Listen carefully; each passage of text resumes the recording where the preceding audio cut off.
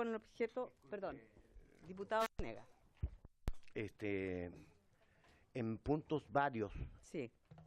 yo quisiera señalarle por su intermedio a la autoridad expresada en la persona del subsecretario de Educación una preocupación. En estos días hemos conocido de una agresión gravísima en la ciudad de Cartagena a un profesor, a profesor en realidad, por parte de un apoderado y un alumno. Y la verdad es que quiero que ojalá la comisión, ¿no es cierto?, solidarice y tengamos una posición unánime en este ámbito de cosas en términos de condenar estos hechos que se vienen repitiendo con demasiada frecuencia. Y yo creo que sería razonable pedirle a la autoridad, junto con la condena, ¿no es cierto?, de estos hechos. La profesora en cuestión, por las imágenes que vimos, quedó muy mal herida, es decir, fue una agresión brutal, diría yo, ¿ya? El que se tomen las medidas, ¿no es cierto?, y tal vez seriamente pensar en alguna figura, nosotros lo estamos haciendo ya con mis asesores, en orden a que no tenemos que parar esto, tiene que ser un poquito, tiene que haber sanciones más severas, porque si nosotros en el ánimo, ¿no es cierto?, de mejorar la calidad de la educación, obviamente la figura de los profesores y profesoras es central, y que estas cosas estén ocurriendo y no estén debidamente protegidos, o existan normas que actúen inhibiendo este tipo de conducta, entonces estamos en una dirección exactamente contraria. Por eso es que a mí me parece, yo realmente me quedé, bueno, esto no es primera vez que ocurre, pero en particular esta agresión, tratándose además de una dama, de una profesora, me parece realmente reprochable, y yo lo que quería pedirles a las autoridades que puedan tomar medidas sobre esta materia, ¿no es cierto?, a fin de que en lo posible podamos garantizar que esto no siga ocurriendo en los establecimientos educacionales del país. Esto, Presidenta. Gracias, diputado Venegas. Camila Rojas. Sí, bueno, es para apoyar lo mencionado por el diputado Venegas. Yo estuve conversando con Patricia Sepúlveda, que es la profesora afectada. Y es de tu distrito, es de mi ¿no? distrito, y de hecho ahora viene viajando a Viña del Mar por el trauma ocular que se le produjo, y tiene que constatar lesión, o sea, en el fondo ver si qué tan lesionado quedó y ver qué medicamentos le van a dar para poder sanarse. Y es por eso que creo que es necesario que exista la condena desde el Ejecutivo, también de parte nuestra como comisión. Y la solicitud, en verdad, de Patricia tiene que ver sobre todo con la posibilidad de ver medidas de protección en términos legislativos para las situaciones que afectan a los profesores y en general a las comunidades educativas, porque esto también podría afectar a un asistente de la educación o cualquier profesora o profesor del país, y, por ejemplo, en materia de convivencia escolar no están considerados.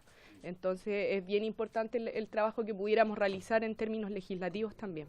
Okay. Sí. A propósito del diputado ¿Sí? Pardo, que también me surge, ¿es colegio particular subvencionado, municipal? Municipal. Sí, su secretario. Gracias, Presidenta. No, solo para complementar, por supuesto que desde el Ministerio estamos muy preocupados por estas situaciones de violencia. De hecho, es uno de los puntos que estamos conversando con el Colegio de Profesores. Ellos están levantando casos como estos que han ocurrido antes, y de hecho lo que nos manifiestan es que hoy día hay una particular preocupación respecto de casos de violencia de apoderados con los profesores. Hubo un tiempo que se producían casos de alumnos con los profesores, o de alguna manera los tratan los manuales de convivencia, pero hay una situación que es más compleja, que es la relación violenta entre apoderados y los profesores. Y solo manifestar que estamos efectivamente con el colegio también buscando mecanismos de cómo abordarlo, y en ese sentido agradezco las palabras del diputado Venegas, porque veo que podríamos a lo mejor dar con un panorama más amplio de vías para abordar esta situación compleja. Sí. Bueno, de todas maneras, yo creo que esto efectivamente es una preocupación del Colegio de Profesores, que ha planteado en reiteradas ocasiones, y que una cosa efectivamente es la agresión por parte de los alumnos, que es algo que él plantea que hay que verlo dentro del ámbito pedagógico, pero otra muy distinta es de adultos hacia adultos. ¿no? Entonces, yo creo que sería interesante, diputado Venegas, a lo mejor, no sé si le parece que le mandáramos, que oficiáramos al alcalde también, que se supone que es el sostenedor, ¿no? Y que viéramos cuáles van a ser las medidas que va a tomar la administración municipal de este establecimiento en relación a la agresión que sufrió la profesora, o sea, cómo van a apoyar a la profesora, ¿no? Y cuáles son las medidas que ellos van a tomar respecto a este tema. Yo creo que sería interesante hacer el oficio y manifestar la preocupación y obviamente la solidaridad con la profesora, ¿no? Me parece bien, Presidenta. ¿Sí? Diputado Badía. Que comenta usted, yo diferenciaría, yo le enviaría una carta o un oficio al alcalde, ya, pero solidarizando una carta personal de la comisión a ella, Sí, ya, de parte de todos los integrantes Me de la comisión. me parece bien, sí. ¿Hay acuerdo? Ya, acuerdo. Bueno, no hay más varios, ¿no? Entonces entramos a la orden del día y, por supuesto, tenemos hasta total despacho, ¿no? El proyecto sobre el tema de los plazos en relación a la ATE y otros que tienen que ver con este tema, ¿no? Así que, ¿tenemos comparado? Sí. Tenemos comparado.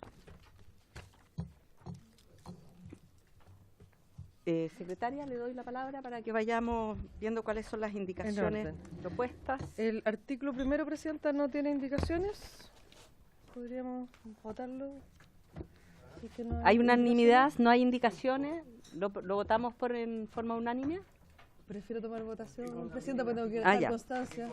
El Artículo primero 1 no que no tiene indicaciones. Porque dice que lo tiene que tomar... Para dejar constancia. Señor dejar Bobadilla.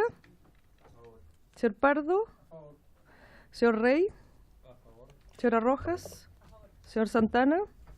Señor Desbordes. Señora Vallejo. Señor Venegas. A favor. Señor Winter. Señora Presidenta. A favor. Por la afirmativa, 9 votos. El artículo segundo tiene una indicación de la diputada Girardi. En la página 4. Y es para agregar un inciso, en el inciso tercero, después del punto aparte, que pasa a ser seguido la siguiente oración. No obstante, respecto de los contratos celebrados con sostenedores educacionales señalados precedentemente, ellos caducarán de pleno derecho a más tardar en la fecha fijada como tope para la transformación. Asimismo, aquellos que se pacten en el tiempo intermedio, esto es desde el 8 de junio de 2017 hasta el vencimiento del plazo establecido en el artículo primero transitorio, su vigencia tampoco podrá superar esta fecha. Bueno, esto tiene que ver con lo que yo planteaba el martes en relación a que la forma en que se plantean los contratos, ¿no? Que tengan una vigencia mientras tienen un tipo de figura legal, ¿no? Y que tengan vigencia solo, ¿no? Hasta la fecha en que hagan la transformación. Después queda abierto, digamos, que esos contratos se pueden modificar o rehacer en función de la nueva personalidad jurídica, ¿no? Pero que sean uno con una personalidad jurídica y otro con otro tipo de existencia legal, ¿no? Ese es el objetivo de la indicación. Sí, diputado Venegas. Como de modo procedimental y para hacer más fluido la votación de los artículos y las indicaciones, a mí me parecería que es el mecanismo, propongo, a título de sugerencia, que el diputado o diputada que hace la indicación la explique, luego conozcamos la reacción del Ejecutivo y ahí tener los elementos para mejor decidir, ¿no es cierto?, nuestra votación. Por ejemplo, esta indicación suya genera interpretaciones distintas entre nosotros. Lo estábamos conversando con el diputado señor Pardo, con el diputado señor Bobadilla antes.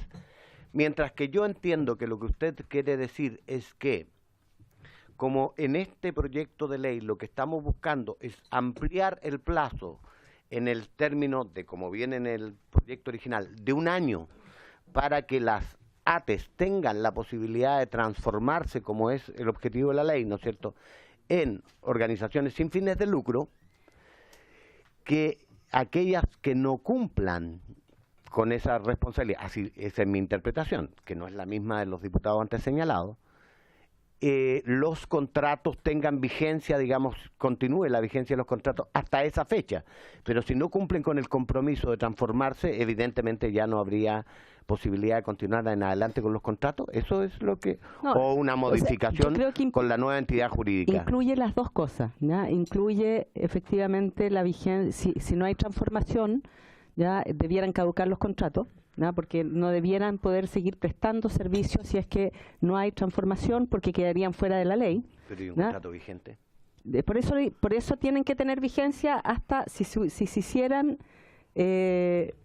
los contratos. Por eso nosotros estamos regulando esos contratos por ley, ¿ya? Que tienen vigencia solo hasta la fecha, ¿ya? En que se haga la transformación, ¿ya? Y en el caso que se haga la transformación, bueno, podrán renovarse los contratos o podrán rehacerse de acuerdo a la nueva personalidad jurídica, pero en el fondo aborda las dos situaciones, aborda aquellos que se transforman y cuyos contratos podrían seguir después con una nueva contratación, pero aquellos que no se transformen claramente, ¿ya? No podrían seguir, ¿ya? Ese es el sentido, porque además quedarían fuera de la ley, o sea, son instituciones que no estarían dentro de la ley.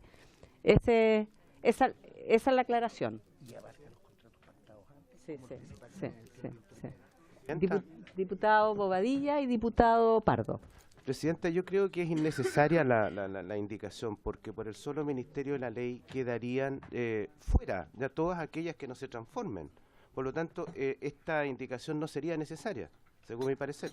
Claro, lo que pasa es que si tú haces un contrato, por ejemplo, hoy día, ¿ya?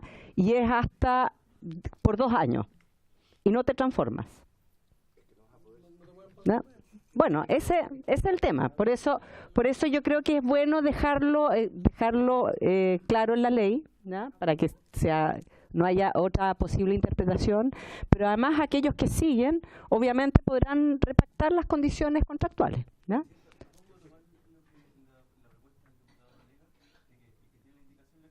Sí. ¿Alguna otra duda? Ya, Ejecutivo. Gracias, Presidenta. Es compleja esta indicación desde un punto de vista jurídico. Los contratos generan derechos adquiridos que están resguardados por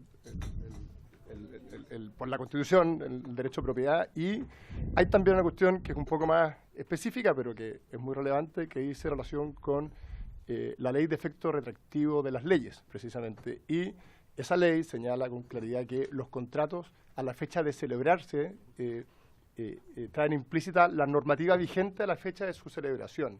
Y, por tanto, alteraciones posteriores no alteran esos contratos. Eso es la regla general del derecho chileno. Tal como está redactada la indicación, nosotros vemos que, por un lado, se afectan los derechos adquiridos como consecuencia de la aplicación de un determinado contrato al señalar que caducan de pleno derecho. Por lo tanto, los derechos y obligaciones que derivan de esos contratos quedan sin efecto, y eso consideramos que hay ahí una complejidad. Entiendo el punto que señala la diputada de cómo asegurar de que esta extensión no derive en algún tipo de mala práctica. Se entiende el punto, pero creo que la indicación no recoge adecuadamente y genera otras dificultades. Además, es bueno recordar que la misma ley de inclusión estableció la obligación de licitar las ATES. Por lo tanto, desde un punto de vista de la protección que se busca en orden a evitar malos usos de estos contratos, eso también está bastante controlado bajo la lógica de la licitación, que hoy día comprende no solo a los municipios, sino que también a cualquier establecimiento particular subvencionado que tenga SEP y, por lo tanto, que tiene la SEP para estos efectos. En consecuencia, desde el punto de vista del Ejecutivo, consideramos que esta indicación puede generar más dificultades que beneficios en orden a lo que se busca, que es dar una salida fácil a la situación en la que hoy día estamos en relación a la transformación. Bueno, de todas maneras, yo quiero señalar que la indicación está planteada porque todas las ATES sabían que al 8 de junio tenían que estar transformadas en instituciones sin fines de lucro, independientemente, ¿ya?, de que no hayan habido los reglamentos o las normativas para que ello ocurriera. Pero todos sabíamos que al 8 de junio, ¿ya?, no debían haber corporaciones con fines de lucro que establecieran contratos, ¿ya?, respecto resto de los servicios. Por lo tanto, ese es el sentido de la indicación. Diputado Winter. Sí, lo que pasa es que hay algo que yo no entiendo del objeto de la indicación, en el sentido de que si quisiéramos que las ATEs no lucren, que es algo que a mí me gustaría, en los contratos no se determina su capacidad de lucrar o no, sino en la naturaleza de la personalidad jurídica, y que por lo tanto que las ATEs ganen plata con un contrato establecido con las reglas antiguas, no es que dejen de ganar plata nuestro objetivo. Nuestro objetivo es que al final del año no repartan las utilidades. Por lo tanto, si se mantuviera un contrato, por ejemplo, imaginemos que una ATE tiene un contrato a 10 años, una ATE que se estableció con fines de lucro o como persona natural, tiene un contrato a 10 años en que gana mucha plata, igual al momento en que cambia su naturaleza jurídica, a fin de año, con ese mismo contrato, no puede repartir utilidades. Entonces, no entiendo bien el efecto que tendría para evitar el lucro esta indicación. Que yo tengo entendido que cuando tú eres una entidad con fines de lucro, ¿no?, y tienes utilidades, los contratos los construyes desde esa base, ¿no?, desde una base de ganancia para repartir utilidades, ¿no? O sea, los valores de los contratos son distintos, ¿no?, cuando hay o sea, cuando tú tienes que obtener utilidades que cuando tú entregas un servicio y pagas por ese servicio o cobras por ese servicio, ¿no? Entonces, por eso creo que es importante, porque debieran cambiar los montos de los contratos, por la lógica que subyace a que efectivamente tú tienes que repartir utilidades posteriormente, ¿no? Sí. No es que quiera cerrar el debate, pero yo creo que la cosa está clara. Sí, ¿ya? hay que votar. ¿Por qué no votamos? Sí. ¿Ya? Y manifestémonos a través del voto. Ya, sí, yo estoy de acuerdo. Queda resuelto el tema. Perfecto. ¿Tomamos la votación? Sí. Señor Bobadilla, la indicación. Señor Pardo. Señor Rey. Señora Rojas. Señor Santana. Señor Desbordes. Señor Venegas. Señor Winter. Señora Presidenta. A favor. Señora Vallejo, perdón.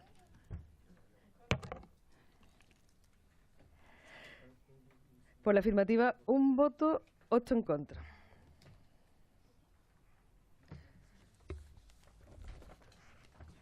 Rechazada. ¿El artículo queda aprobado por la misma votación? Sí, por la misma votación.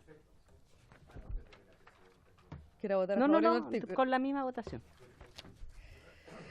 El artículo 3 tiene 2 indicaciones, una de la diputada Girardi, que agrega después del guarismo artículo 551-1 la expresión inciso primero, y del diputado Santana para agregar a continuación del punto final, que pasa a ser punto seguido, la siguiente frase: en caso de que resulte aplicable lo indicado en los incisos segundo y tercero del artículo recién citado, la persona remunerada o retribuida no podrá ser relacionada con el sostenedor de acuerdo a lo establecido en el artículo 3 bis del decreto con fuerza de ley número 2 de 1998 del Ministerio de Educación. ¿Diputado Santana está? Bueno, la mía es un tema de forma nomás. En vez de poner guión, es señalar el inciso primero, ¿verdad? Sí, sí. ¿No es lo mismo? Entonces no me vas a apoyar. Tengo un problema de criterios de abogado. Para que no tengan remuneración. La técnica legislativa de esa modificación es que la ley 20.500 estableció una serie de artículos con guión. 551, guión 2, guión 3. ¿Y así está? Sí, entonces no es el inciso primero de ese artículo. Sí, no, sí está bien. No, sí está bien. Es No, para no. que no tengan remuneración, que es el inciso segundo. Este da remuneración y este solo unos gastos. Perdón. Sí. No, votémosla nomás. No, el inciso primero es para que reembolsen solo los gastos. Y esta le da derecho a remuneración, el inciso segundo. En la remuneración, sí. Hacer aplicable solo el inciso primero del Sí, artículo, ¿no? eso. Lo que pasa que efectivamente del 551.1 solo el artículo, solo el inciso primero establece el tema de reembolso de gastos y el otro sí habla de remuneración. Por eso hablamos del inciso primero, ¿no? Eso. Presidenta, mi consulta con esa indicación es ¿qué implica? ¿Implica que los directores no pueden tener remuneración? Eso, Ya, exactamente. Pero la Solo remuneración no es solo no es pueden, igual. Sí, solo no, pero, pueden pero te- quisiera decir porque la remuneración no es igual al lucro, entonces por eso. No, pero son directores, no son los que prestan el servicio, son los directores y solo pueden obtener reembolso por los gastos que hicieron. Sí.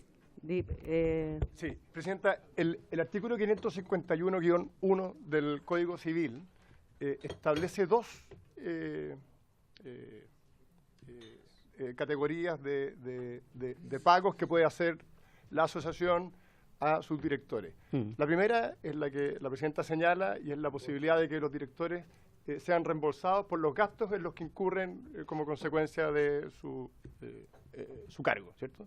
Y lo segundo es que en la medida que los estatutos no lo prohíban, Pueden los recibir una directores remuneración. puedan recibir una remuneración, pero, y esto es muy importante, no en su calidad de director, sino que en la medida que presten servicios a la asociación.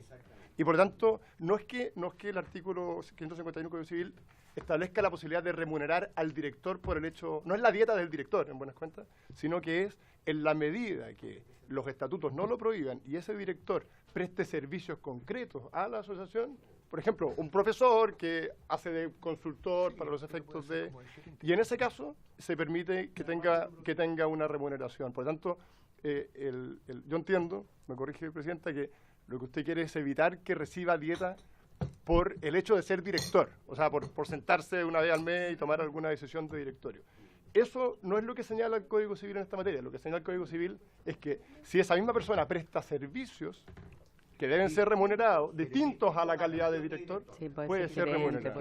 Entonces, va la lógica de lo que plantea la diputada. Sí. Lo que pasa es que cuando hay un miembro del directorio que preste servicio, eso no lo impide. O sea, eso claramente puede prestar servicio, ¿no? Pero no puede tener, pero con su indicación no podría ser remunerado.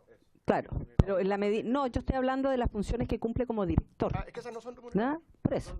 Por definición no son remuneradas Claro. en las asociaciones. Pero es importante. Claro, pero es importante. Pero, por ejemplo, si es el gerente, ¿no? O sea, ¿cuál es el tema de lo que yo quise resguardar acá? Que efectivamente no haya...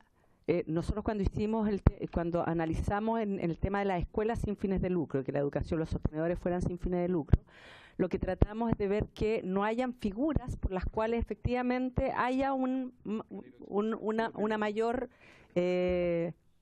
o sea, mayores haberes que no correspondan, ¿ya?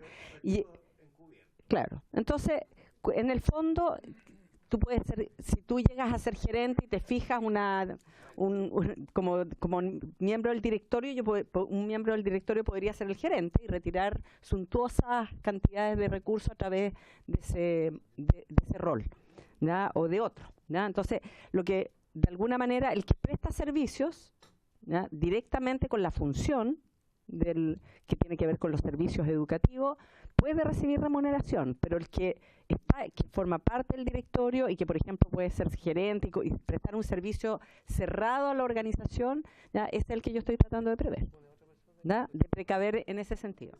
Sí. Lo que estamos viendo es una excepción a los miembros de los directorios de las sociedades sin fines de lucro. O sea, si un profesor es además miembro del directorio, no podría ser remunerado como profesor si es miembro del directorio. Por lo tanto, si usted... No, pues no puede, pues eso es lo que le estamos explicando. O sea, lo que hace este artículo, el 551-1, justamente es dar esa excepción de que los miembros del directorio de las sociedades sin fines de lucro no pueden bajo ninguna circunstancia ser remunerados, salvo que presten servicios específicos distintos de los de ser director. Por lo tanto, si aprobamos esta indicación, en una ATE chiquitita donde haya un directorio, tendría que conseguirse un director porque no podría serlo uno de los profesores o uno de los consultores. Ese es el sentido de la... Y lo que usted quiso precaver, que se entiende, era justamente que no hay una vía de retiro de haberes, pero no es el caso, porque en el fondo no podrían darse las dos condiciones de ser miembro del directorio y eso es muy complejo sobre todo para las entidades pequeñas. Sí. Diputada Vallejo, ¿usted quiere plantear algún tema?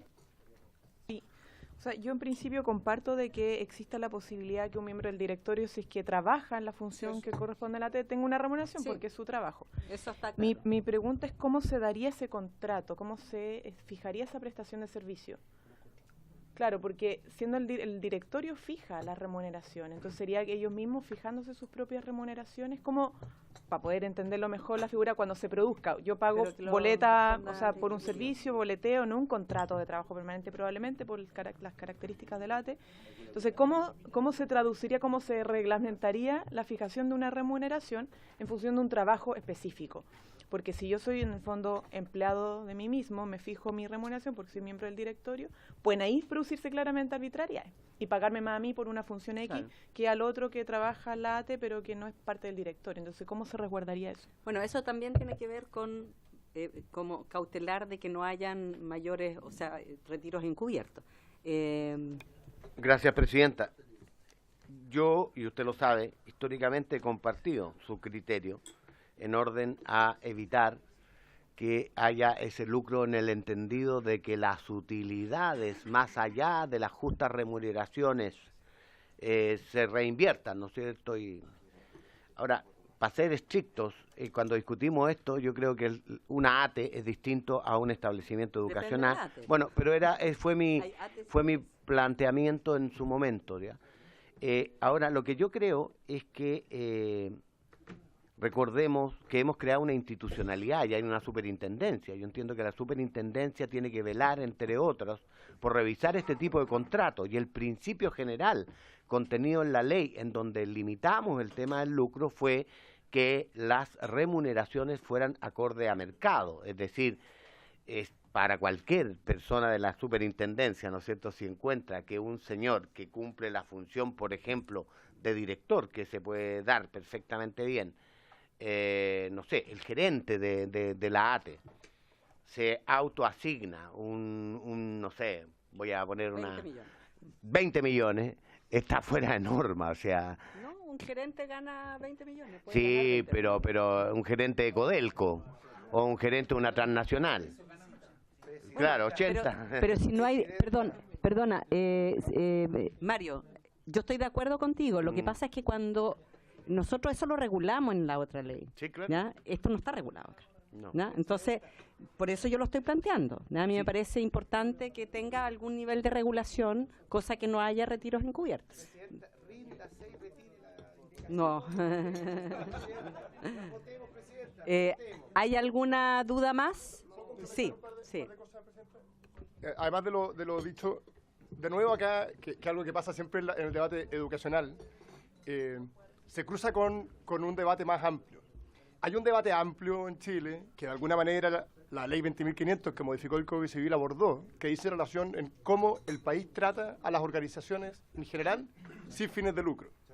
Eso es lo que hizo, de hecho, estas modificaciones al Código Civil, donde se incorporan estas normas que antes, de hecho, no existían. Eso fue el año 2010, parece. Y por tanto, hay que tener cuidado con ir legislando por los bordes, porque al final se genera una distorsión mayor respecto de cuál es el trato que hace la legislación general respecto de que no existan fines de lucro. En el caso de las ATE, además de la obligación que está en la ley de transformarse en sin fines de lucro, está el tema de la licitación. Y además el Código Civil establece otros mecanismos de control para resguardar que no existan conflictos de interés. Y por lo tanto, y esos controles acá también aplican. O sea, si uno quisiera... o sea, en la práctica, esa regulación que se hizo con más detalle, por ejemplo, en materia de los colegios, cuando se hizo el tema del lucro, de alguna manera también ya estaba establecido en las reglas generales de las asociaciones. Y además, y en la línea de lo que plantea la diputada Vallejo, existen otras normas que también apuntan a controlar que no se generen abusos. Por ejemplo, normas de la ley de la renta.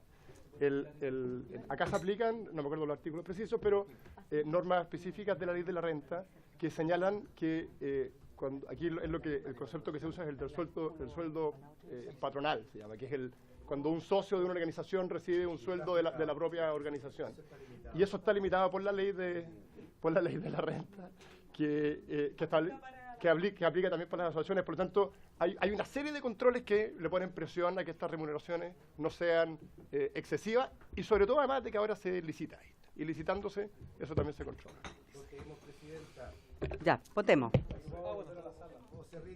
No, yo jamás me rindo. Moriré con las botas puestas. Ya. Y es más, vine con botas. Así que... En votación la indicación número 2 de la diputada Girardi. Señor Bobadilla. Señor Pardo. Señor Rey. Señora Rojas. Señor Santana. Señor Chalper. Señora Vallejo. Señor Venegas. Señor Winter. Señora Presidenta. A favor. Por la afirmativa, 2 votos, 7 en contra, 1 abstención. Rechazada. Diputado Santana, para explicar su indicación. De preguntarle si incorporamos este mismo punto en el debate recién, porque tenía relación. Yo en realidad lo que propongo a través de esta indicación es la posibilidad de regular justamente el vínculo que tengan eventuales directores de establecimientos con representantes también de la SATE, en la misma línea de que el gobierno también hace alusión al artículo 551 del Código Civil. Sin perjuicio de eso, y si es que el gobierno considera o establece algún mecanismo también para la misma regulación de esta misma eventual relación entre pares, yo estoy llano, digamos, a poder retirar la indicación. Pero me gustaría también que el Ejecutivo se refiriera, digamos, a este vínculo, porque dado que en la anterior administración en esta misma comisión se buscaron distintas vías para regular justamente el lucro, mi temor es que exista una posibilidad o una herramienta de retirar utilidades de manera soterrada a través del vínculo con familiares. Sí, diputado Venegas. Yo también quería consultarle al diputado señor Santana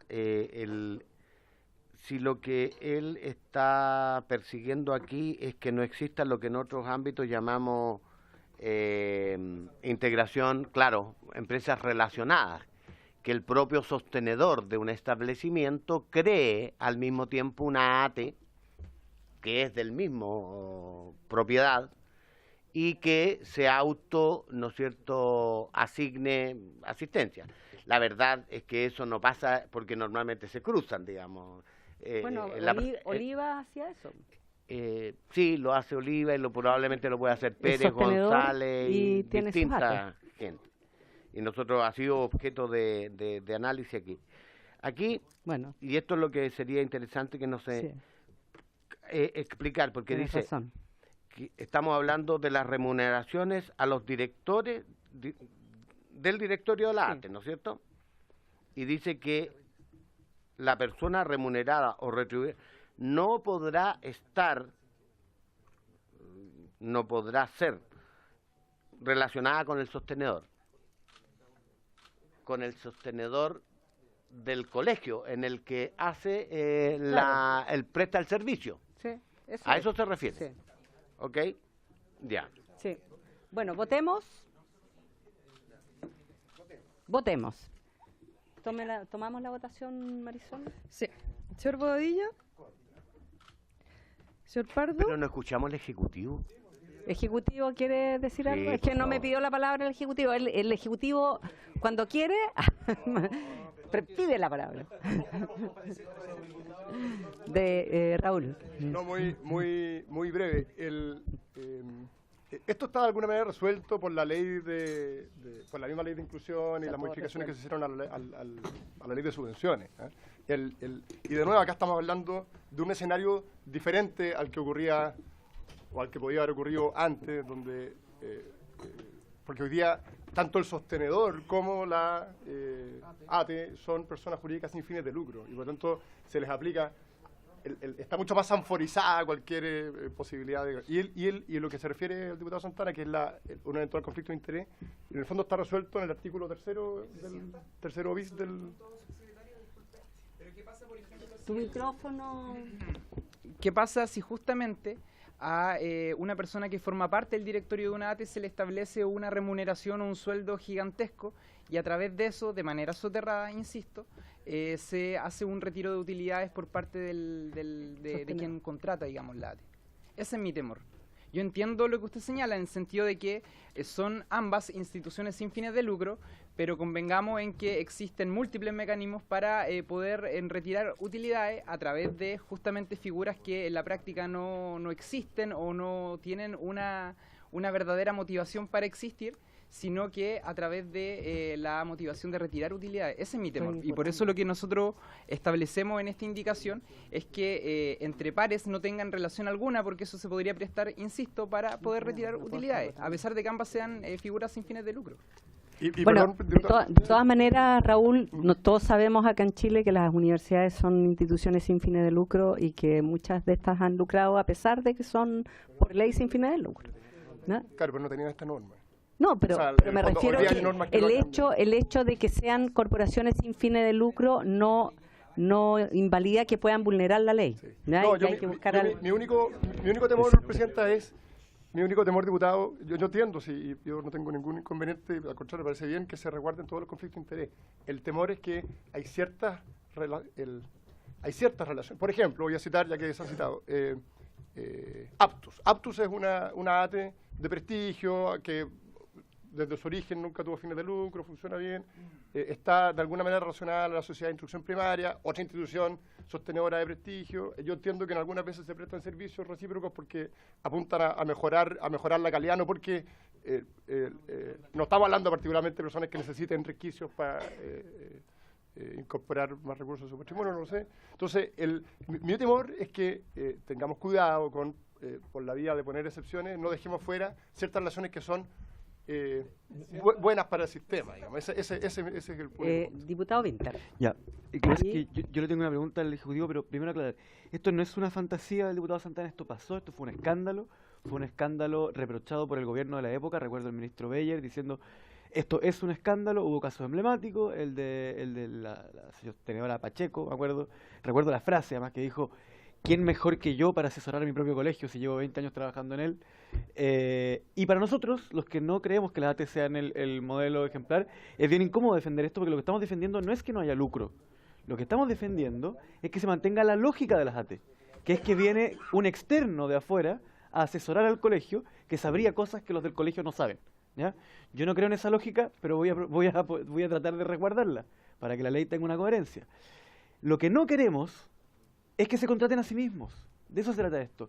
No es un tema que con altas remuneraciones van a encontrar los mecanismos de lucro. Y eso pasó, y pasó muchísimo. Hay colegios en que el sostenedor era el dueño de la ATE, ¿ya? Eso ocurrió. Entonces, la pregunta que tengo yo es si el Ejecutivo nos puede aclarar qué pasó con eso. Porque yo me acuerdo que hubo una discusión legislativa en torno a cómo resguardar esto, pero quiero entender bien si es que el mecanismo finalmente, porque a mí que sean sin fines de lucro no me altera el asunto, porque aquí yo no estoy resguardando que no haya lucro, estoy resguardando que la lógica que nos prometieron de las ATE, que era que venía alguien de afuera a asesorar, se mantenga.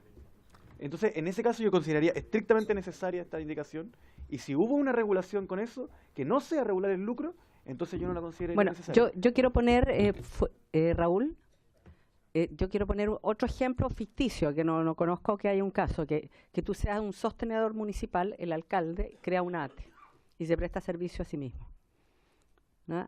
Es un poco lo mismo que tú estás planteando, que esta red de colegios que se presta servicio a sí misma a través del ATE. Entonces, tú lo sancionas, si fuera un municipio que es sostenedor y crea el alcalde un ATE, ya todos lo veríamos pésimo, ¿no?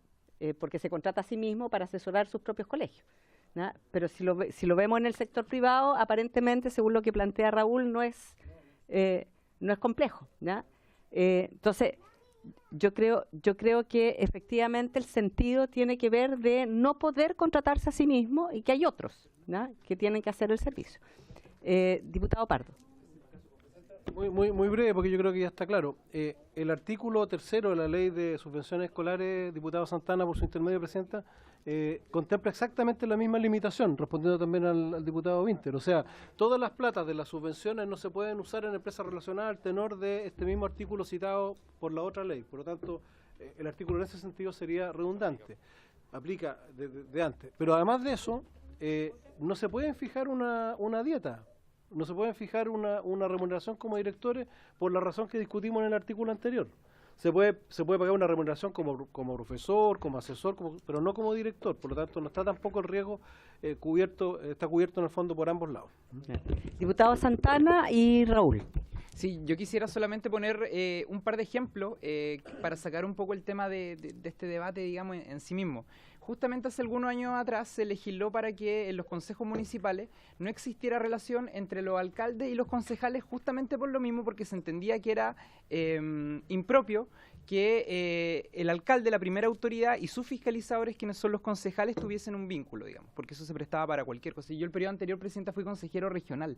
Da la impresión de que los gobiernos regionales en nuestro país avanzan en la misma dirección. Es decir, cualquier reglamento de cualquier fuente de financiamiento, de cualquier fondo concursable, también establece reglas claras respecto al vínculo que tenga cada organización, cada persona sin fines de lucro con una institución que les presta servicio. Por lo tanto, yo creo que esta indicación, subsecretario, por su intermedio, presidenta, avanza en la lógica y en el espíritu, más bien, diputado, de poder eliminar cualquier vínculo que exista entre una ATE y entre un sostenedor, porque se entiende que es impropio que un sostenedor contrate, digamos, a un servicio con vínculo. Está claro en todo caso, sí. No, solo para despejar, nosotros no tenemos, o sea, estamos totalmente de acuerdo en la necesidad de resguardar que no existan conflictos de interés y que en el evento que existan conflictos de interés, estos se resuelvan adecuadamente, es decir, en beneficio de la escuela con un fin educativo. O sea, en eso, para despejar dudas, no hay disenso. El punto es cómo hacerlo de una manera que no genere otras distorsiones. Hoy día la ley de subvenciones establece expresamente que no pueden realizarse los contratos entre personas relacionadas con sostenedores y los representantes legales de establecimiento, salvo, y pone la excepción, que se trate de personas jurídicas sin fines de lucro o de derecho público que presten permanentemente servicio. Entonces, lo que vemos nosotros es que, ¿por qué no hacemos referencia a esta norma? Y queda coherente con lo que ya se legisló y que es una cosa ordenada, en el fondo. No, lo que pasa es que efectivamente con la ley actual, lo que está diciendo Raúl es que sí se puede. Porque son instituciones, se puede con instituciones sin fines de lucro. Esta elimina la posibilidad de que incluso siendo una corporación sin fines de lucro no se pueda establecer el vínculo. Entonces yo creo que está claro el tema, entonces yo solicito que votemos. Señor Bobadilla, ya le tomé votación. Señor Pardo, señor Rey, señora Rojas, señor Santana, señor Chalper, señora Vallejo, señor Venegas. Depende del resultado. Señor Winter, señor Chalper, señora Presidenta. A favor. Por la afirmativa 5 votos, 4 en contra, 1 abstención. Rechazado. Rechazado.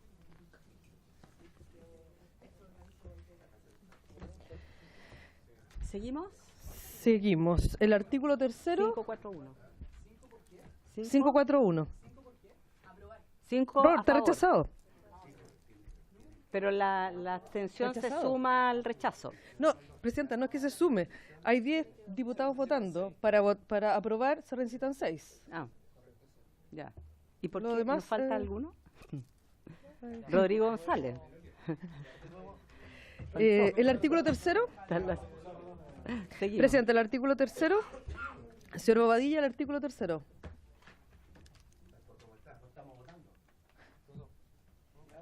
Rechazadas ambas indicaciones, hay que votar el artículo tercero. Señor Pardo, señor Rey, señora Rojas, señor Santana, señor Chalper, señora Vallejo, señor Venegas, señor Winter, señora Presidenta. Me abstengo. Por la afirmativa 8 votos, 2 abstenciones. Aprobado. Hay luego varias indicaciones para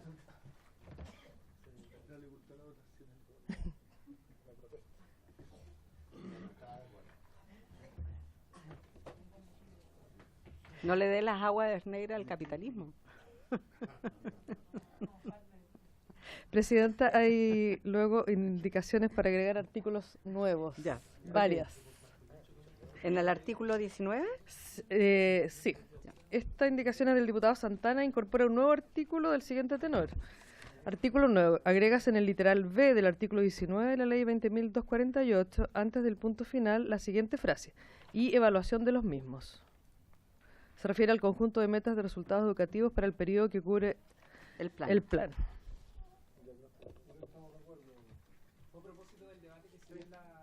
Sí. ¿Estamos de acuerdo? ¿Sí? Ya, votemos entonces. Es que dice que lo tiene que tomar. ¿O no? Unánime, ya. Ok. Sí, el diputado Bobadilla no está.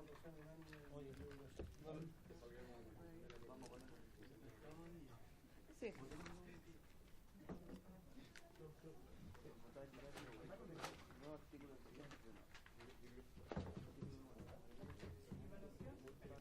Bueno, la siguiente es de la diputada Girardi y agrega también un artículo nuevo. Para agregar al final del primer párrafo de la letra E del artículo 29 de la ley 20.248, después del punto aparte que pasa a ser seguido, la siguiente oración. Si se realiza por medio de los terceros antes señalados, el Ministerio de Educación deberá evaluar periódicamente el impacto o mejoría que hubiera experimentado el establecimiento educacional en virtud de dicha intervención. sí, es el mismo sentido, está planteado en otro artículo donde se establece que pueden prestar el tema de la asesoría por sí mismo o por tercero, y aquí se refiere por los terceros que tienen que ser evaluados. ¿Ya? Es la misma... Ya. La Secretaría la considera inadmisible.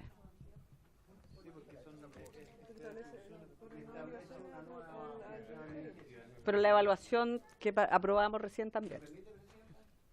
Sí. Y aquí también es evaluación. Yo tengo, por su intermedio al señor subsecretario, yo tengo una indicación, la única que hice, en el sentido similar. Y aún entendiendo y asumiendo que me pueden declarar inadmisible, lo que quiero es colocar sobre la mesa un debate y una solicitud al mismo tiempo. Nosotros hemos hablado mucho respecto de, comillas, establecer juicio de valor sobre la calidad de las ATE. Y yo creo que eso es bastante subjetivo hasta que no tengamos alguna herramienta que nos permita objetivizar ese tema. Y por eso es que yo decía que en el artículo 4 proponía una indicación que decía: el Ministerio de Educación deberá elaborar un informe anual del que dará cuenta en las comisiones de educación de la Cámara y del Senado. Esta es una cuestión que se ha venido repitiendo, estimado subsecretario, por su intermedio, Presidenta, en todas las administraciones de distintos señores ministros. ¿Por qué? Básicamente porque nos interesa que ese recurso se use bien, que sea eficiente el uso y eficaz en términos de logros. Y en consecuencia, incluso yo iba más allá y conversaba con mi equipo de asesores, podríamos perfectamente, a partir de si ustedes recogen esto naturalmente, ¿por qué no hacer una suerte de comisión en la que haya participación de este Congreso Nacional? Tenemos profesionales destacadísimos en la Biblioteca del Congreso, por ejemplo, que perfectamente unidos a profesionales del Ministerio pudieran hacer, ¿no es cierto?, con estos fines, una evaluación de el impacto que tienen las ACTE en su trabajo en los establecimientos educativos. A mí me parece que es de toda lógica, digamos, pero entiendo que eso implicaría necesariamente de parte de ustedes una disposición, y en ese sentido la indicación de la diputada Girardi es más amplia. Yo me hablaba de un informe anual que se entregara a la Comisión de Educación de tanto la Cámara como del Senado. Me agradaría mucho que recogiera el Ministerio esa preocupación nuestra. Sí, lo que pasa, voy a dar lectura a otra indicación, vamos a dar lectura a la del diputado Venegas, a la otra que yo tengo, porque tienen todas que ver con el mismo tema, entonces para que nos pronunciemos en global y no por separado para que no demos de vuelta la discusión en cada... Sí, la indicación del diputado Venegas es para agregar el siguiente artículo cuarto nuevo. Artículo 4. El Ministerio de Educación deberá elaborar un informe anual, del que deberá dar cuenta en las comisiones de educación de la Cámara y del Senado sobre la asistencia técnica prestada por las entidades pedagógicas y técnicas de apoyo respecto al impacto global sobre los aprendizajes de los estudiantes. Y la otra indicación de la diputada Girardi, que no está en el comparado, es de también incorpora un artículo cuarto nuevo. En todo caso, en forma previa a la mantención de las entidades pedagógicas y técnicas de apoyo que se hayan transformado en el registro respectivo, el Ministerio de Educación deberá cumplir con la certificación dispuesta en el número 3 del inciso tercero del artículo 7º de la Ley 18.956, de conformidad a lo dispuesto en el artículo 36 del reglamento contenido en el decreto 235 del año 2008. Esa no está en el comparado. No está en el comparado porque la mandé, parece que después. Sí. Hermética que la anterior. No, lo que pasa es que ahí nosotros siempre hemos visto dentro de la ley 20.248, ¿no? Y no fuimos hay un cuerpo legal que es la 18.956 que establece varias cosas. En el artículo 7º, ¿no? Se los voy a leer. ¿El 7º? Dice, la División de Educación General es la unidad técnico-normativa responsable del desarrollo de los niveles de educación prebásica, ¿ya? Y dice que tiene distintas funciones, ¿no? Y para el cumplimiento de dicha función deberá, entre otras cosas, desarrollar estrategias, etcétera, etcétera. Y en el punto 3, ¿no? Dice, certificar la calidad de las entidades pedagógicas y técnicas de apoyo externo, ¿no? Y en el reglamento de esa misma ley, ¿no? El artículo 36, que es el que nosotros estamos proponiendo que las entidades, o sea, que el rol del ministerio previo para incorporar en el registro a las ATES tiene que haber sido evaluada. Y aquí dice en el artículo 36, dice, con la finalidad de asegurar la calidad técnica y especializada de las personas y entidades registradas, ¿ya? El Ministerio de Educación evaluará su desempeño mediante la revisión del servicio prestado por estas a los establecimientos educacionales y los resultados obtenidos por dichos establecimientos, ¿ya? La evaluación deberá realizarse a lo menos cada 3 años, salvo en el caso, ¿ya?, de que se formularan reclamos o denuncia por parte de los sostenedores, ¿ya? En el fondo, lo que nosotros la vez pasada, el martes, hacíamos la pregunta, si el Ministerio había hecho un proceso de evaluación, etcétera, etcétera. Bueno, si no lo ha hecho, ¿no?, es porque no ha incumplido con la ley. Yo no estoy hablando de este ministerio, y con el reglamento. Por lo tanto, la idea es asegurarnos de que el ministerio cumpla, ¿no?, con su mandato legal, que es hacer esta evaluación, y que previo a incorporarlas en el registro, ¿no?, ahora que tienen que traspasarse, efectivamente se haya hecho la evaluación, ¿ya? Y la evaluación se tiene que hacer por 3, de acuerdo al reglamento, bajo 3 criterios. Uno, los resultados educativos que nosotros decíamos, si efectivamente las entidades, cómo uno podía medir que estaban siendo eficientes a través de los resultados educativos, la evaluación del sostenedor y la evaluación de la comunidad educativa. Eso dice el reglamento, ¿ya? Ahora, yo creo que esto es importante porque efectivamente esto quedó en el vacío en la última sesión cuando estaba el ministro, de cuando nosotros hicimos si había algún estudio. Porque en el fondo hoy día todavía, ¿ya?, hay 800 escuelas deficientes, ¿ya?, y todas han pasado por ATES, todas. Vienen con una historia importante de trabajo con asistencia técnica y sin embargo se mantienen en deficientes, y hay una cantidad también no menos importante y quizás con mucho más número, ¿ya?, de escuelas que no están en los niveles de alto o de buen desempeño, ¿no? Y tenemos mucho en nivel bajo y tenemos mucho en deficiente, ¿no? Y esto da clara luz de que las ATES, ¿ya?, no estoy hablando de todas las ATES, de que hay ATES que efectivamente no están haciendo bien su trabajo. Entonces, pero déjame terminar, Sergio. El tema es que nos aseguremos que esta evaluación se haga, que no se ha hecho, ¿no? Y que además previo a incorporarlas en el registro, una vez que hagan la transformación, efectivamente queden incorporadas aquellas que efectivamente tienen buena evaluación. Ese es el sentido de la indicación que estamos planteando. Es que no lo han cumplido. Pero no, lo que pasa es que el tema es que ahora van a pasar a un registro, ¿ya?, como entidades sin fines de lucro. Por lo tanto, la idea es que pasen aquellas que efectivamente tengan una evaluación positiva y que el Ministerio haga esa evaluación que no ha hecho. ¿No? Presidenta, solo si usted lo tiene a bien. Sí. A mí me gustaría escuchar la opinión de la Secretaría respecto de la admisibilidad de estas indicaciones, porque cuando le estamos dando una responsabilidad, en este caso, o entregando una responsabilidad al Ministerio de evaluar e informar, sin duda que para eso se tiene que destinar personal, y eso implica un gasto. Entonces, me gustaría que la Secretaría se pronunciara al respecto. Ya está la obligación. Presidenta, sí, pero la obligación es cada 3 años. Usted establece una obligación nueva, que es hacerlo antes de la transformación. No, lo que pasa es que la ley establece que es cada 3 años, y si ya está hecho, ¿ya? Si ya está hecha la evaluación no hay problema, ¿ya? Pero lo que tenemos entendido, por lo que señaló el Ministerio el otro día, es que no hay evaluación, ¿ya? Entonces, a la Secretaría para que se pronuncie al respecto, por favor. ya, pero se acaba de pronunciar.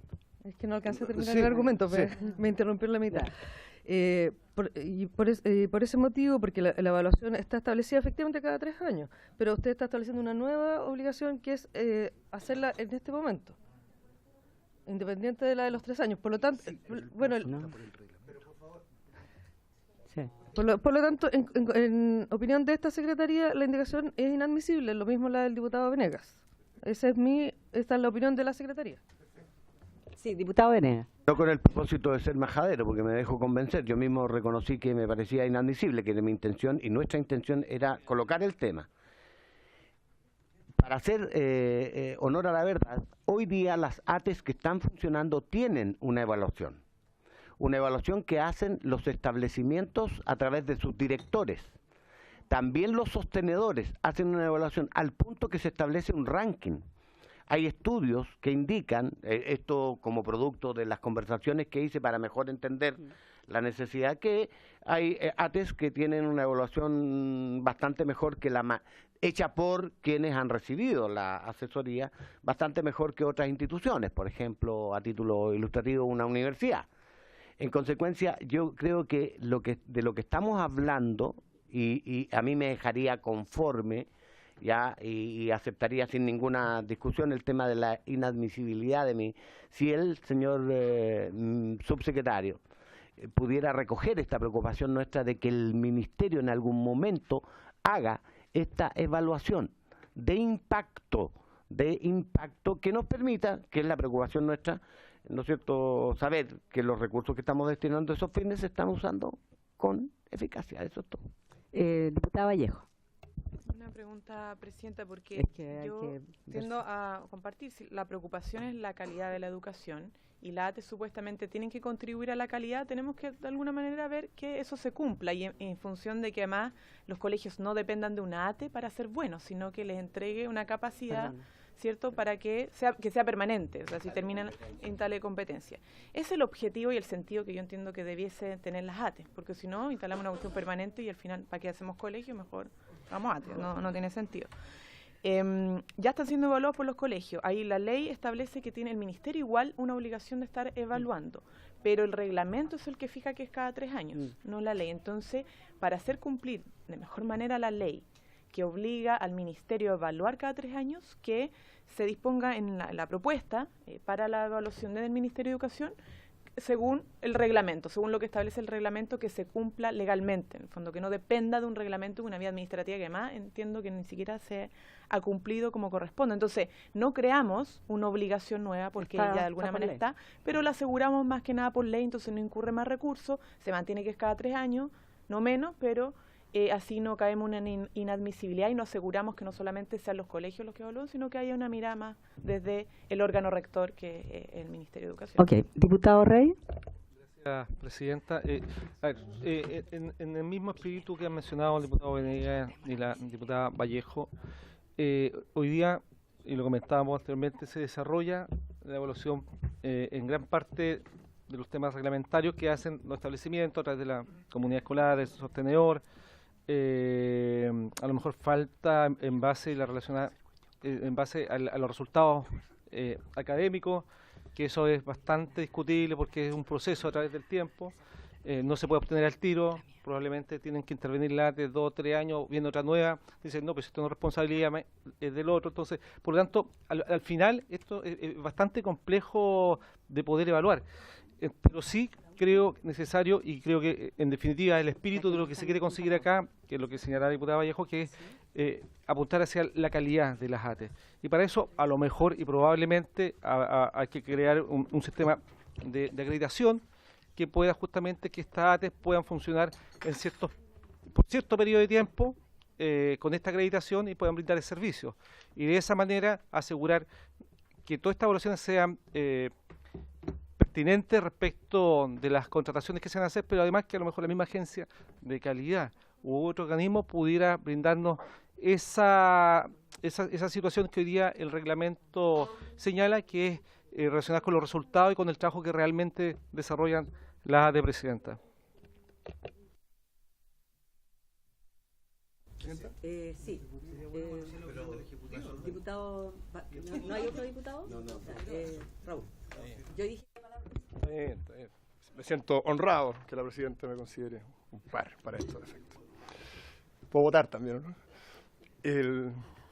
No, a ver, solo para un poco despejar el debate, y creo que ayuda. Acá yo identifico 3 cosas todas relevantes y que hay que ver cómo las abordamos. Uno dice relación con la evaluación de la política, es decir, evaluar y que fue algo también que se discutió en la última sesión, qué evaluación hay respecto de la política de las ATES, hasta qué punto las ATES son o no, han sido o no un aporte a la mejora de los establecimientos. Sobre ese punto, yo comparto el criterio de la Secretaría de que incorporar evaluaciones tiene un costo y eso es inadmisible, pero nosotros no tenemos ningún inconveniente en tomar un compromiso porque además nos interesa, digamos, de llevar a cabo estudios sobre que apunten a evaluar el impacto de la política de las ATE y cómo han funcionado. Nos parece que es bueno, es útil, es necesario, se puede hacer, como decía el diputado Venegas, incluso con colaboración con la Biblioteca del Congreso, etcétera. Eso es un tema, pero es inadmisible y es complejo meterlo ahora porque además yo no tengo... claro, entonces, para darle curso, digamos, yo puedo formalmente tomar el compromiso del Ejecutivo de que nos interesa y podemos poner dentro del cronograma de trabajo del grupo de estudios del Ministerio, Centro de Estudios, una evaluación de esta política centrada en las áreas. Eso es una cosa. Podemos hacerlo en colaboración con la Biblioteca del Congreso, no hay inconveniente. Espérate, ¿quieres hacer una interrupción? Sí, eso es una cosa. La segunda cosa es un aspecto más específico que dice relación con evaluar la mejora en los establecimientos como consecuencia del trabajo de las ATE. La agencia de calidad es la que tiene, por la ley de aseguramiento de la calidad, las atribuciones para evaluar a los establecimientos. Ese es un trabajo que hace la agencia. Por supuesto lo hace en términos más globales, no aísla específicamente cuánto influye la intervención de una ATE en la mejora o no de un determinado establecimiento, pero eso escapa del ámbito de atribuciones del Ministerio, está en el ámbito de atribuciones de la agencia. Por supuesto que estudios como el que acabamos de señalar pueden aportar en esa lógica, pero son más bien agregados, no son tan específicos. Y un tercer punto dice relación con lo concreto que estamos discutiendo acá, que es cómo le damos salida al problema que se genera por el hecho de que hoy día en la práctica son muy pocas las ATES que están en condiciones de operar. Y desde ese punto de vista, la indicación que no está en el comparado, pero que se leyó, quiero hacer dos alcances. El Ministerio tiene esa obligación de evaluar.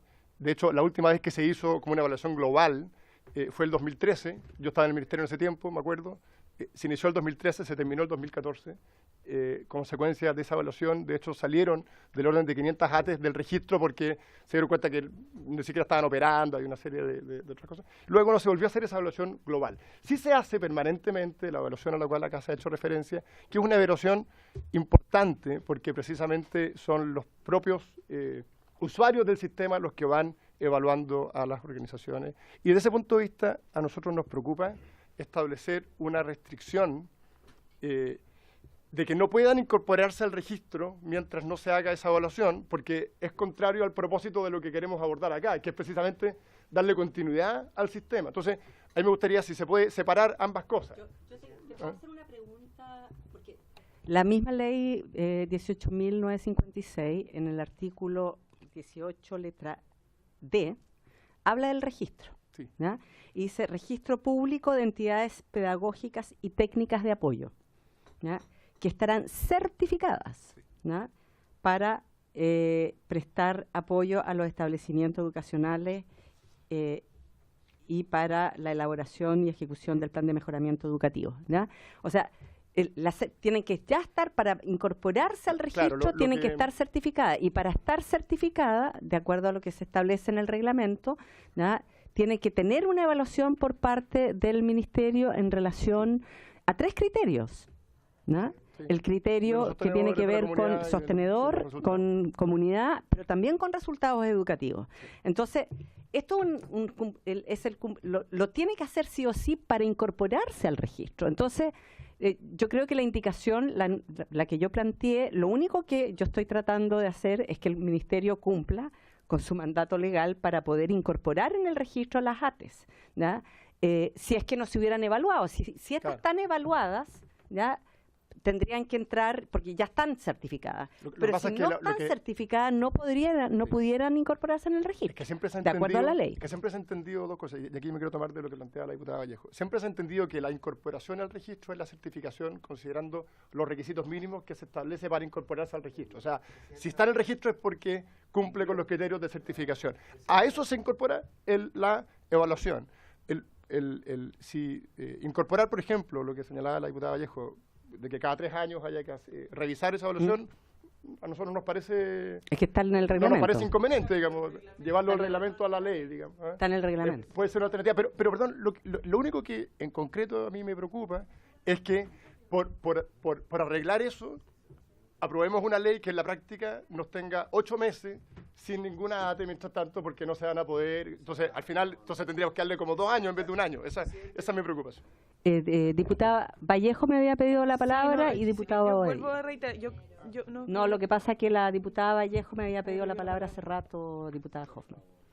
Que yo valoro la voluntad y el compromiso del Ejecutivo. Lo que a mí me importa es que no sea solo a voluntad de un gobierno a otro. Entonces, que es fijado por ley esta evaluación que ya está vigente, es una obligación por reglamento cada 3 años, porque ese reglamento está vigente, que lo incorporemos a la ley para que sea admisible. Yo entiendo el punto, esa aprehensión de como mandatar que antes de la incorporación al registro, cuando ya tenemos la seguridad de que tienen que estar certificados, le quitemos a la indicación propuesta por usted, Presidenta, el tema de en forma previa la mantención de las entidades pedagógicas y técnicas de apoyo que se hayan transformado.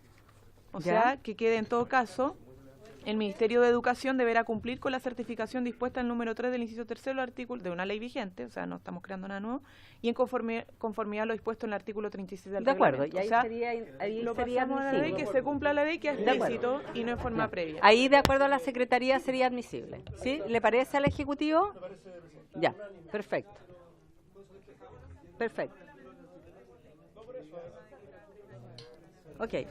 Bueno, entonces, ¿la del diputado Venegas se mantendría como inadmisible? Sí. Ya, y dejamos esta. Ya. De acuerdo. Exacto. La anterior mía también es inadmisible. ¿Ya? Y solo esta última es admisible.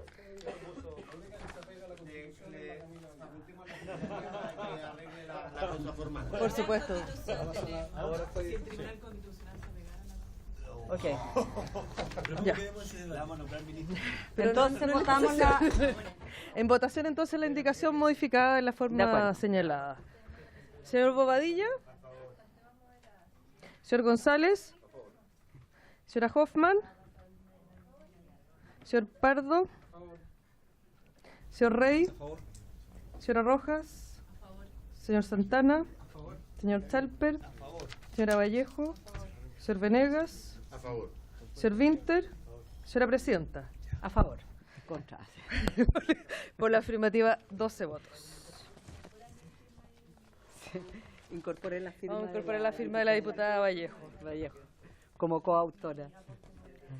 La siguiente indicación es la número 7. Y quedó aprobado el artículo, ¿no? Es que era un artículo Sí. nuevo. Sí. En virtud al ¿Al tiempo. tiempo? Mire, ambas indicaciones, 7 y 8, se explican por sí mismas. Una propone reducir a 6 y la otra propone hasta el inicio del año escolar próximo. O sea, reduce el tiempo que el proyecto original plantea, que es de un año a partir de la aprobación de la ley. En consecuencia, o a partir del 8 de junio, subsecretario. Te doy la palabra al tiro. Correcto, sí, cierto. No, quería sugerir, con el mayor de los respetos, como que no necesitan explicación, que la votáramos de inmediato. Eso era todo. Son distintas. Son distintas porque una... Camila, que eres la autora de una de ellas. Y Gonzalo, perdón. Cualquiera de los dos. Sí. Me voy a hacer cargo de la 7 porque la otra es de La mía, de sí. Cristina. Ya. En la 7 lo que proponemos precisamente es que el plazo en vez de un año sea de 6 meses y que sea con la documentación requerida. ¿Ya? Por lo tanto, cuando se entregue la documentación, eso se entiende como suficiente. ¿Por qué pusimos 6 meses? Porque creemos que con todas las facilidades que se están dando no es necesario esperar un año. Y fue la discusión que dimos el día martes igual. Eso. No, se explica por sí misma la indicación. Sí, diputado Pardo. Que sea contra la diputada Camila Roja, por su intermedio, presidenta. Prende tu... Que sea con la presentación de la documentación genera problemas legales. Vamos a tener que, cuando veamos la ley miscelánea, corregir situaciones similares porque se producen efectos jurídicos cuando tú no tienes constituida la nueva sociedad y queda un limbo ahí entre que se presentan los papeles y se transforma efectivamente la sociedad o la corporación. Entonces, solamente como dato, creo que no es sano poner como plazo la entrega de los papeles. Pero usted cree que una constitución transitoria, eso es lo que estoy... Gonzalo, prende tu... A ver, en términos sencillos, esto no lo reduce necesariamente a 6 meses. Lo que dice, tiene 6 meses para entregar los papeles. Pero hay veces en que la entrega de los papeles se puede demorar. Entonces, ante ese hecho, ya digamos que ha resguardado de un eventual cierre. ¿Me explico? Por eso es que no necesariamente acorta el plazo.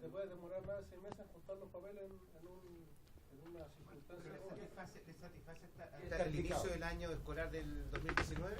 A mí me parece que es más razonable. Sí. O sea, el inicio del año escolar es enero, ¿no? Enero, marzo. Hasta esa fecha. Sí. Para evitar, como el inicio de la escolar, en el fondo hay que calendarizarlo, a veces parte el 3, otra vez Pero el 6. por eso es decretado por el ministerio. Pero digamos 1 de marzo. Nomás. No, lo que pasa es que dice dice, por eso nosotros tomamos el resguardo y pusimos hasta la fecha que fije el ministerio para el inicio del año escolar. Claro, sí. ¿No? Entonces, si ustedes lo fijan el 1 de marzo, será el 1 de marzo, hasta la fecha que fije el ministerio. ¿No le ponemos 30 de marzo como para dejar una fecha para que no No, haya... porque la idea es del inicio escolar y ustedes van a fijar la fecha, entonces no te arme problema con eso, ustedes lo fijan. Diputado Chal. Yo respecto de las 7 me produce el siguiente problema. En general, por ejemplo, los bienes familiares y en otras instituciones, hay estas constituciones transitorias que son nefastas para la seguridad jurídica de las personas que operan. Las 7, sí. Las 7 a mí no me gusta Sí. porque genera una situación como de ficción jurídica que es perjudicial para la certeza jurídica. Y lo mismo sucede con la 8, porque al no fijar una fecha específica, sino que dejar un margen de discrecionalidad, el tipo que procesa no sabe cuál es su fecha de término. Entonces yo sugiero acogerme a, claro, una fecha, a un plazo fatal. Exacto. Diputado Venegas. Brevísimo para señalar que no resuelve el problema en términos de certeza jurídica en los tiempos en lo que usted ha planteado, porque para quienes conocemos cómo funciona el ministerio, las fechas de inicio del año escolar pueden variar de una región a otra. Lo definen, ¿no es cierto? Entonces, no puede ser que unas tengan una fecha. Yo quiero proponer que nos mantengamos en el año, si es razonable, el año que está establecido. 31 de marzo. Claro, ¿no? a partir de la promulgación de la ley. 31 de marzo. ¿Les parece? ¿Les parece por el 31 de marzo? Y ponemos el 31 de marzo. ¿Alguien tú la puedes redactar? Sí. Ah, ya. Ya está redactada. ¿Ya hasta el 31 de marzo, les parece? Ya, ¿hay unanimidad respecto de eso? 31 de marzo. Ya, ¿hay unanimidad? ¿Por unanimidad? Por unanimidad. Y con el apoyo del Ministerio.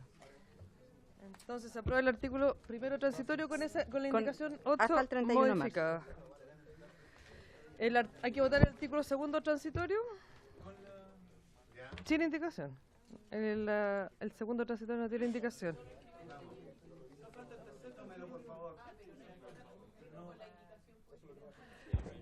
Unanimidad dijeron. El primero transitorio con la indicación, ¿no? Sí. El segundo no tiene indicaciones. Hay que poner uno por uno aquí en esta hora, es más fácil porque hay... Marisol, el segundo no tiene indicaciones. ¿Aprobado por unanimidad? Ya, y hay una una última indicación nuevo. del diputado Santana para incorporar un artículo tercero transitorio. El Ministerio de Educación dictará, en el plazo de 60 días de la entrada en vigencia de la presente ley, un reglamento que establezca las orientaciones y demás medidas administrativas necesarias para la correcta transformación de las entidades pedagógicas y técnicas de apoyo. Diputado Santana, para explicar su indicación. Bueno, por las mismas razones que antes me declararon inadmisible, esto es Pero inadmisible. a él le toca...